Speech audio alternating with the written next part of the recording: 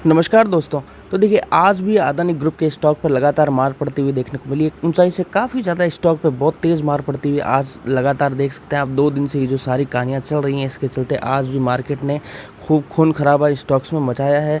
और अब आज की डेट में इनका अदानी के जो CFO हैं जोगेशिंद्र सिंह, इनका एक इंटरव्यू आते हुए देखने को मिला है। इस इंटरव्यू की कुछ हाइलाइट्स के बारे में इस वीडियो में बात करेंगे, साथ ही जो स्टॉक्स की पिटाई हुई है और कहाँ अब जाके ये थम सकती है उसके बारे में एक प्रयास करेंगे जानने का। तो देखिए आगे बढ़ने से पहले एक रिक्वेस्ट करूंगा, अगर आप चैनल पर नए आए हैं तो चैनल को सब्सक्राइब कर लें, साथ ही बेल आइकन को प्रेस कर लें। तो देखिए अदानी एंटरप्राइजेस का चार्ट मैंने ओपन किया हुआ है। आज स्टॉक सुबह जब खुला था 1500 के ऊपर सस्टेन करने का, यहाँ आप देख सकते हैं पूरे दिन स्टॉक ने ट्राई किया है। मार्केट बंद होते होते लास्ट में काफ़ी तेज़ मार स्टॉक को पड़ती हुई देखने को मिली। और मैं आपसे बात करूँ, अगर ये जब खबर आई थी, आप यहाँ पे देख सकते हैं, अगर डेट आपको मैं बताऊं 11 जून को जब ये खबर आई थी तो स्टॉक पे यहाँ 11 जून के बाद, 11 जून को तो खैर फ्राइडे था जब ये खबर आई थी, 14 जून को मंडे को, उसके बाद स्टॉक में लगातार वो गिरावट आई थी। और शाम होते होते एक खबर आई थी कि जो NSDL ने तीन अकाउंट को जो फ्रीज़ किया है, इनके जो फॉरेन इन्वेस्टर्स के 3 अकाउंट को फ्रीज़ किया है, वो सरासर खबर गलत है। इस तरह की खबर गलत है। ये जो प्रेस नोट इन्होंने जारी किए थे अदानी एंटरप्राइजेस वालों ने, तो उसके बाद एक रिकवरी आते हुए देखने को मिली थी। तो यहाँ लोगों को उम्मीद बनने लगी कि शायद ये मार्केट अब फिर से जो है स्टॉक इनके रिकवर कर जाएंगे। लेकिन आज का आप चार्ट देख सकते हैं, यहाँ पे कोई जो है संकेत आप नहीं देख सकते। फिलहाल यहाँ पे स्टॉक संभलने के संकेत नहीं दिख रहे हैं। स्टॉक में अच्छी खासी गिरावट हुई है।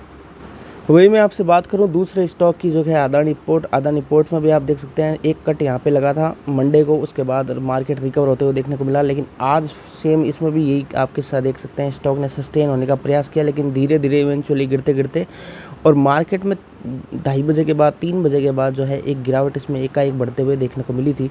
तो काफ़ी लोग जो है इनमें ऊपर के स्तरों फंस गए हैं, वो बहुत ज़्यादा चिंता में हैं कि भाई आगे हमारे पैसे का क्या होगा, क्योंकि काफ़ी ज़्यादा ऊपर के स्तरों पर लोगों ने इन स्टॉक्स में, हर लेवल पे इन स्टॉक्स में एक्चुअल में लोगों ने बाइंग की हुई है। तो देखिए NDTV की एक साइट पे आ गया हूँ मैं, NDTV एक्सक्लूसिव। इन्होंने कोई अदानी के CFO को पकड़ के आज कुछ सवाल पूछे हैं, तो उसका इन्होंने एक इंटरव्यू थोड़ा बहुत छापा है, वो मैं आपको दिखा देता हूँ। Adani CFO on controversy over ownership of investors. इसमें आगे ये लोग लिख रहे हैं, shares of Adani group companies plunge up to 25% amid reports that the National Security Depository NSDL has frozen accounts of 3 foreign investors। तो देखिए ये लोग लिख रहे हैं कि मंडे को जो ब्लड बाथ हुआ था उसके बाद आज भी लगातार इसमें जो है पिटाई देखने को मिली। हालांकि जो मंडे को ये खबर आई थी जो अदानी कंपनी के ग्रुप की तरफ से क्लेरिफिकेशन आया था कि जो फॉरेन इन्वेस्टर्स हैं, जिनकी तीनों की अक्सर बात आप लोग कर रहे हैं, उनके सारे के सारे अकाउंट जो है ना अभी भी एक्टिव है, अकाउंट बंद नहीं हुए हैं। ये खबर गलत है। उसके बाद पार्शियल रिकवरी आते हुए देखने को मिली थी।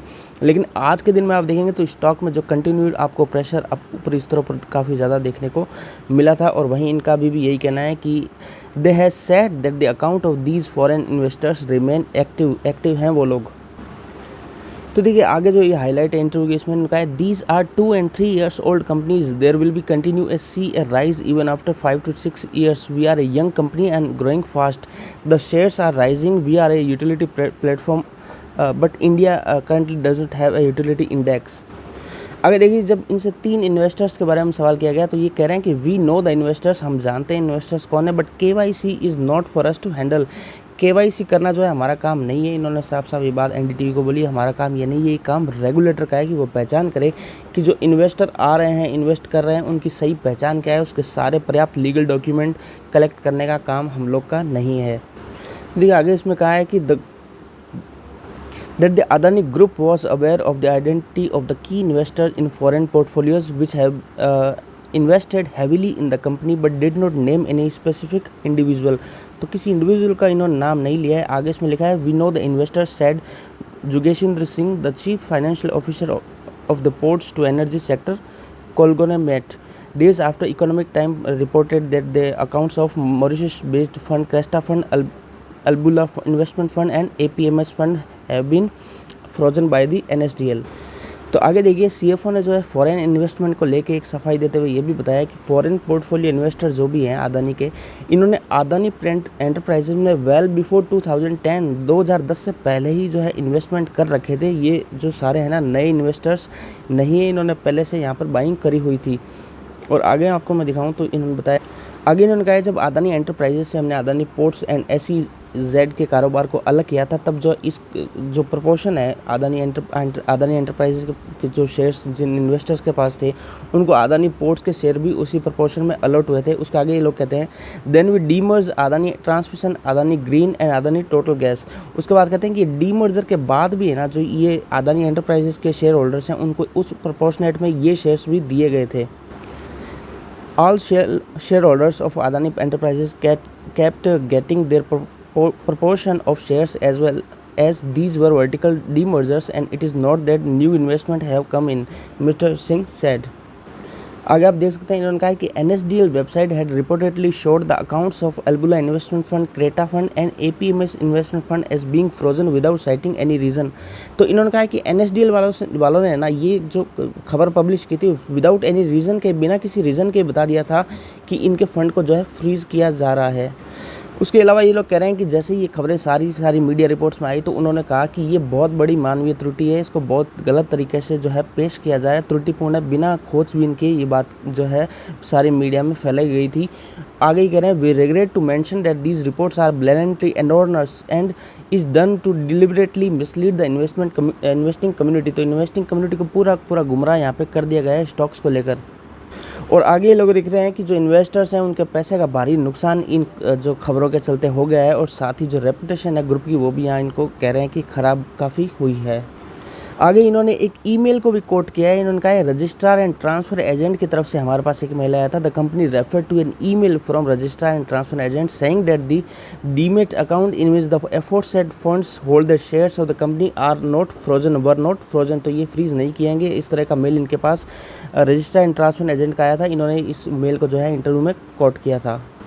और आगे ये अपनी जो ग्रुप की है कंपनीज़ को तारीफ़ करते हुए कहते हैं कि आप अदानी पोर्ट जैसी कंपनी की एनुअल ग्रोथ रेट को देखिए, over double digit and market leader हम लोग हैं। आगे ये लोग कहते हैं कि आप इंडिया की किसी बेस्ट IT कंपनी में पैसा लगा सकते हैं, FMCG में लगा सकते हैं, बैंक में लगा सकते हैं, लेकिन वहीं आप दूसरी तरफ दूसरे पलड़े में अदानी पोर्ट को, अदानी ग्रीन को और अदानी ट्रांसमिशन को रखेंगे along side them and look at our growth rate. ये कह रहे हैं कि सारे के सारे एक तरफ है और हमारी कंपनियों की ग्रोथ रेट आप चाहे तो बैलेंस शीट और ये सारा का सारा डेटा उठा के देख लीजिए, वो एक तरफ आपको दिखेगी। साथ ही उन्होंने बताया कि जो 3 फंड का नाम लिया जा रहा है were among the top 12 investors and own 2.1% to 8.91% stake in 5 Adani group companies as of March 31, 2020 as per annual investor presentation.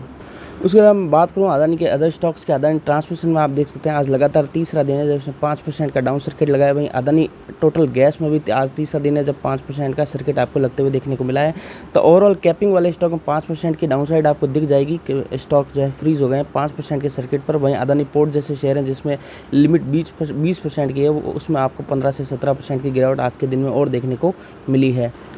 तो देखिए फ़िलहाल तो अब ऐसा ही समझ में आ रहा है कि जिस प्रकार से कंपनी के प्रति लोगों का और मार्केट का जो सेंटीमेंट ख़राब हुआ है उसको जो है रीबिल्ड होने में, सुधरने में थोड़ा समय लग सकता है।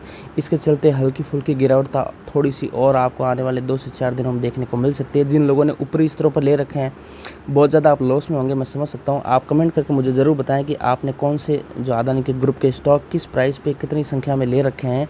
तो आपको बस फिलहाल यही इलाज है, लॉस बुक करने से बेहतर मैं समझता हूँ यही रहेगा कि आपको शेयर को लंबा होल्ड करना चाहिए। लॉन्ग टर्म में ये शेयर अगर फिर से हो सकता है कमाल करते हुए आपको देखने को मिलेंगे। अगर कंपनी ग्रोथ डिलीवर करती रहेगी, जो कंपनी के क्वार्टर के नंबर्स आते हैं सारी के, वो क्वार्टर के नंबर अगर अच्छे रहेंगे ना तो फिर चाहे कहने वाले कुछ भी कहें कोई फ़र्क नहीं पड़ता। लेकिन हाँ, फिर जो शॉर्ट टर्म में सेंटीमेंट मार्केट का ख़राब हुआ है वो तो खैर रहेगा ही, उसको धीरे धीरे सुधरने में थोड़ा समय लग सकता है। तो फिलहाल आप लोग नज़र रखिए इन स्टॉक्स पे। अगर आपको आपका प्राइस मिलता है और आपको उचित लगता है निकलना चाहिए तो फिर आप एग्जिट एक बार के लिए कर सकते हैं। जब सेंटीमेंट ठीक लगे फिर बाद में फिर कभी एंट्री बनाने का विचार कर सकते हैं। तो चलिए, ये जानकारी मैंने एक CFO का इंटरव्यू जो पब्लिश हुआ था उसके बारे में आपको दे दी है। वीडियो अच्छा लगा तो उसे लाइक कर देना, चैनल को सब्सक्राइब कर देना। धन्यवाद।